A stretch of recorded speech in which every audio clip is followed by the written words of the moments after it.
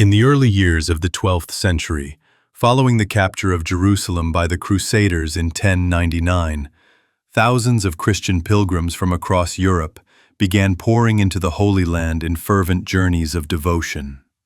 However, the road from the coast to Jerusalem remained perilous.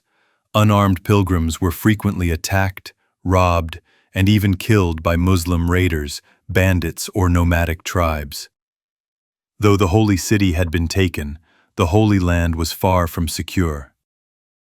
From that context, a new idea was born, one that combined the ascetic life of a monk with the fighting spirit of a knight. In the year 1119, a French knight named Hugues de Payens, together with 8 companions, took solemn vows to live in poverty, chastity, and piety, dedicating themselves to the protection of Christian pilgrims journeying to the Holy Land. They presented their vow to King Baldwin II of Jerusalem, who gave them his full support. To begin their mission, they were granted quarters within the former Temple of Solomon complex on the Temple Mount, a site sacred to both Jews and Muslims. It was from this location that they became known as the Knights of the Temple, or more formally Pauperes Commilitones Christi Templique Salomonici, the poor fellow soldiers of Christ and of the Temple of Solomon. At first, the order was but a small, little-known group. However, as news of their courage and devotion to service spread, the organization quickly drew the attention of the nobility and the church. A pivotal moment came in 1129 at the Council of Troyes in France. Under the influence of Bernard of Clairvaux, a revered monk and one of the spiritual architects of the age, the Catholic Church formally recognized the Templar order. Bernard did more than give his blessing. He authored an entire treatise in their praise, De Laude Novae Militiae, in praise of the new knighthood, celebrating them as the ideal fusion of warrior and monk. Bernard, the most respected theologian of his time, depicted the Templars as a new model of Christian virtue, combining martial valor with monastic piety. From that point on, the Templars expanded beyond Jerusalem. They established branches throughout Europe, built fortresses, recruited knights, and became the military backbone of nearly every crusade for the next 2 centuries. From that moment onward, the Templar Order ceased to be merely a group of volunteer soldiers. They became the official military arm of the Roman Church in the Holy Land, bearing a sacred status that no one dared to challenge. They were granted extraordinary privileges, the right to build fortresses, bear arms, and wage war. Full exemption from all taxes across Catholic territories. Freedom from the authority of local kings or bishops. They answered only to the Pope himself. This unprecedented autonomy and power elevated the Templars into a unique institution, both monastic and military, both humble in vow and mighty in influence. In the Middle East, the Templars built formidable fortresses such as Crac de Chevalier, Safed, Tortosa, Bagras, and Gaston, strategically scattered across Syria, Palestine, and the coastal regions of Lebanon. These constructions were not merely military outposts. They served as administrative centers, supply depots, and training grounds for knights. Built from white stone, Templar fortresses rose majestically atop rocky hills. Their walls were an imposing 4 to 6 meters thick, reinforced with watchtowers, chapels, stables, and underground shelters. Each stronghold functioned as a military oasis, a self-contained dominion where everything operated under the unique rule of the Templar Order. Not only were they warriors, the Templars became an enormous economic and administrative power. They owned hundreds of estates, churches, farms, workshops, and ports spread across France, England, Spain, Portugal, Italy, and Germany. At each of these locations stood a commandery, where sergeants and peasants worked the land, paid taxes, and contributed goods to the order. A private chapel served as a place of worship and as a keeper of holy relics. More importantly, the Templars were the founders of Europe's earliest banking system. A pilgrim from England could deposit his wealth in London and withdraw the equivalent in Acre, secured through ciphered documents, seals, and promissory letters issued by the order. Though they didn't charge interest, as it was forbidden by church doctrine, they collected management fees, and over the years, the enormous influx of capital made the Templar treasury virtually untouchable. Many kings, dukes, and bishops borrowed from the Templars to fund wars, build palaces, or sponsor pilgrimages. When King Louis VII of France departed on the Second Crusade, it was the Templars who financed and protected the royal entourage throughout the journey to the Holy Land. The Knights Templar were not a ragtag army. They were a rigidly organized, highly disciplined order, so structured and devout that discipline itself became almost a form of religious worship. Every member, whether he wielded a spear or offered wine at Mass, had a defined role and sacred duty within the order. Before joining, each new recruit was required to take the 3 foundational vows: obedientia, obedience; paupertas, poverty; castitas, chastity. After making these solemn vows, the knight would be presented with the white mantle, a symbol of purity, and officially become a Templar, a knight of the Holy Temple. Though modeled as a monastic order, the Templars were organized like a professional military force. Their hierarchical structure was clear and strictly enforced, encompassing both military ranks and monastic roles. Grand Master, Supreme Commander of the Order, the undisputed leader of the Templars worldwide. He commanded not only in military matters, but also oversaw the Order's vast finances, political negotiations, and foreign diplomacy. He was the only one with universal authority within the Order. Seneschal, Chief Steward, the Grand Master's closest advisor, responsible for internal affairs, discipline, and supervision of Templar provinces. Marshal, Military Commander, the General of Templar forces, in charge of military campaigns, weaponry, war horses, and battlefield tactics. Commander, Preceptor, Regional Leader, oversaw individual territories known as commanderies, similar to governors or provincial rulers. Each major Templar fortress had its own commander. Knight Brothers, elite knightly class, the core fighting force, usually drawn from Frankish or Norman nobility. They wore full armor, fought on heavy war horses, and followed only high command orders. Sergeant Brothers, sergeants or lower knights, from lower social classes. They also fought in battles, often with lighter armor and horses. Some handled logistics, guarding, or maintenance duties. Chaplains, clerical priests of the order. Appointed by the Pope, they provided spiritual guidance, administered sacraments, and offered final confessions to knights before battle. Lay servants, non-sworn laborers or monastic helpers. These included civilians or non-professed monks who served in agriculture, medicine, transport, and manual trades. While they didn't take lifelong vows, they supported the infrastructure of the order. The Templar order followed a strict internal code, known as the Regula Pauperum Commilitonum Christi Templique Solomonici, or the Rule of the Poor Fellow Soldiers of Christ and of the Temple of Solomon. This exhaustive rulebook, containing over 600 articles, governed nearly every aspect of a Templar's life: spiritual, military, and personal, with relentless precision. Among its most striking regulations, no Templar was allowed to touch gold or silver unless explicitly authorized by a superior. Meals were communal and silent. No knight was permitted to eat alone, and no idle chatter was allowed during meals. Music, singing, and storytelling for entertainment were strictly forbidden. Colorful clothing, fur trims, and jewelry were outlawed. Templars wore only simple, modest garments. Communal dormitories and austere dining were the norm.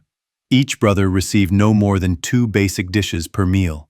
Violating these rules could result in severe penalties: 40 days of fasting on bread and water, flagellation, public whipping, loss of privileges such as being stripped of the white mantle, or even expulsion from the order, with the offender branded a traitor to Christ. This system cultivated a culture of near-ascetic discipline, one that stripped away pride, indulgence, and individuality. But in return, it forged the Templars into a fearsomely loyal, efficient, and incorruptible force, a spiritual brotherhood bound not by greed or vanity, but by unwavering devotion to God, duty, and each other. From the early years of the 12th century, when the dust of Jerusalem had barely settled after the First Crusade, a small band of Catholic knights pledged themselves to a sacred mission: to protect the Holy Land and the pilgrims who journeyed there. They possessed no castles, no noble lineage to shield them, only a sword, a shield emblazoned with a red cross, and an unbreakable vow to the faith. Thus was born the Order of the Knights Templar, and their feats would echo through legend for centuries to come. The victory at Ascalon, 1153. In a major campaign to seize the port city of Ascalon, southern gateway to the Holy Land, the Templar Knights played a vanguard role. They launched a direct assault on the city's formidable walls. Many fell under a hail of arrows and boiling oil, yet those who survived pressed forward without hesitation. When the city gates were finally breached, it was the Templars who stormed in first, clearing the way for the Crusader army to take the city. Though the cost in lives was great, the victory significantly expanded Christian influence along the Palestinian coast. Mankisard, the Miracle of Faith, 1177. When Saladin, the mighty Sultan of Egypt and Syria, invaded the Kingdom of Jerusalem with tens of thousands of troops, the Holy City was left in the hands of a mere teenager afflicted with leprosy, King Baldwin IV. He had only a few hundred knights at his side. In this moment of despair, it was the Knights Templar who stood as the kingdom's principal line of defense, marching out alongside the young king to face the Muslim army on the plains of Mankisard. There, in the face of overwhelming odds, the Templars charged directly into Saladin's disorganized formations, smashing through the heart of his army. Some Templars fell in battle beneath the silver cross they had raised in the center of the field, but their courage and sacrificial spirit turned the tide. Saladin's forces were routed in chaos, and the Sultan himself was forced to abandon his camp and flee for his life. This unexpected and stunning victory became known as a miracle, one of the most glorious moments of the Crusades, and the Templars were hailed as angels with swords, defenders not only of Jerusalem, but of Christian hope itself. The defense of Acre, the last stronghold, 1189 to 1191. After the devastating defeat at Hattin and the fall of Jerusalem into Saladin's hands, the Knights Templar did not retreat to Europe as many other knightly orders did. Instead, they remained, standing their ground to fortify the final line of defense at Acre, a coastal city of immense strategic importance. For nearly 2 grueling years of siege, the Templars became the backbone of the Christian resistance, manning fortifications, launching counterattacks, and organizing the city's defense with unwavering discipline. Amid starvation, disease, and relentless assaults from Saladin's forces, the Templars held the line. When Richard the Lionheart arrived in the Holy Land, the Templars immediately became his most reliable allies. They guided his troops, fought at his side, and participated in every major assault until Acre finally fell to the Crusaders in July 1191. It was thanks to these white-clad warriors that the Kingdom of Jerusalem retained a foothold in the Holy Land, a last bastion from which Christendom could rebuild its claim. Château Pellerin, the unyielding fortress. The Templars were not only warriors on the battlefield, they were also architects of strategy and fortification. Among their greatest military achievements stood Château Pellerin, a formidable fortress rising from the rocky Mediterranean coast, its towers gazing unflinchingly toward the horizon. Built with precision and designed for endurance, this bastion became a symbol of Crusader resilience. For decades, even as the Mamluks grew stronger and more aggressive, Templar fortresses like Château Pellerin withstood siege after siege. They remained immovable, like lighthouses of Christendom, casting their glow over a land slipping further into the hands of Islam. Though their victories here were not marked by grand chronicles or celebrated parades, the Templars' silent heroism, holding walls, repelling sieges, cutting off enemy supply routes, was the lifeblood of the Crusader states. It was through their blood and bone, in these unrecorded acts of defiance, that the Holy Land did not vanish entirely from Christian memory. Forby, the death of the unyielding spirit, 1244. In the autumn of 1244, on the plains near La Forby, a fragile alliance was forged between the Crusaders, Frankish knights, and a contingent of Muslim forces, united against a common threat: the Khwarezmians, ruthless nomadic warriors who swept into the Holy Land like a sandstorm of destruction. The battle that followed was a maelstrom of blood, fire, and broken oaths. The Allied forces, uncoordinated and fractured by mistrust, soon crumbled under the ferocity of the enemy. As the coalition collapsed, only the Knights Templar and the Knights Hospitaller stood their ground. Refusing to flee, they made their final stand around their encampment, encircling the cross and the symbols of Christendom. Surrounded on all sides, hopelessly outnumbered, they fought to the last man, embodying the purest form of sacrifice. Over 800 Templar brothers were slain or captured, a devastating loss that marked not just the end of a battle, but the spiritual breaking point of the Crusader dream in the East. Yet even in defeat, their defiance left an impression. Their willingness to die for their vows moved even their enemies to admiration. At La Forby, the body of the Templar order bled, but its soul was cast into legend, etched in fire, steel, and the silent courage of those who refused to kneel. As the Templars grew in wealth and influence, owning vast estates, castles, treasuries, and functioning as Europe's de facto banking system, the eyes of kings began to turn toward them with envy. Among those rulers, none was more driven by ambition and greed than King Philip IV of France. Philip, heavily indebted to the Templars due to loans taken to finance his wars and royal expenditures, saw in them both a threat and an opportunity. To him, the solution was clear.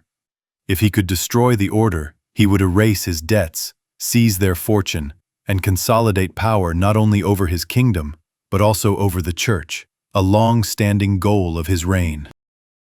On the morning of Friday, October 13th, 1307, one of the greatest conspiracies of the Middle Ages was set into motion.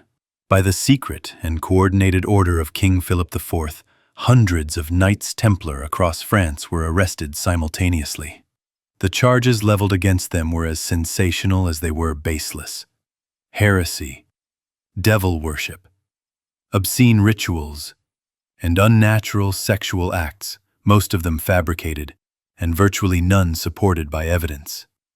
Under horrific torture, many confessed to crimes they had never committed, while others remained silent or recanted their confessions as soon as the pain ceased. Show trials were held, dominated by forced testimony and cruel interrogations. Even in the face of execution by fire, many Templars remained defiant, proclaiming their innocence and loyalty until their final breath. Jacques de Molay, the last Grand Master of the order, was sentenced to death. Before being burned at the stake in 1314, he raised his head and pronounced a curse upon both Pope Clement V and King Philip IV, declaring that within a year they would all stand together before God for judgment. True to his words, both the Pope and the King died within the following year, fueling legends of divine retribution and sealing Jacques de Molay's final act as one of defiance and prophecy in the face of betrayal. After the death of Jacques de Molay, the Order of the Knights Templar was officially dissolved. Their vast wealth was confiscated, and many of their commanderies were either disbanded or transferred to the Knights Hospitaller. Yet the stories of the Templars lived on, through legends, theories, and enduring myths. Though they no longer marched as warriors on the battlefield, they became an immortal part of the Western world's memory, victims of temporal power, and at the same time, symbols of loyalty and a tragic fall from grace. Despite betrayal, execution, and defamation, they are remembered still, as warriors of light in an age of darkness. Thank you so much for watching and listening. If you enjoyed this content and found it interesting, don't forget to leave a like, subscribe, and hit the notification bell so you won't miss any of our upcoming videos.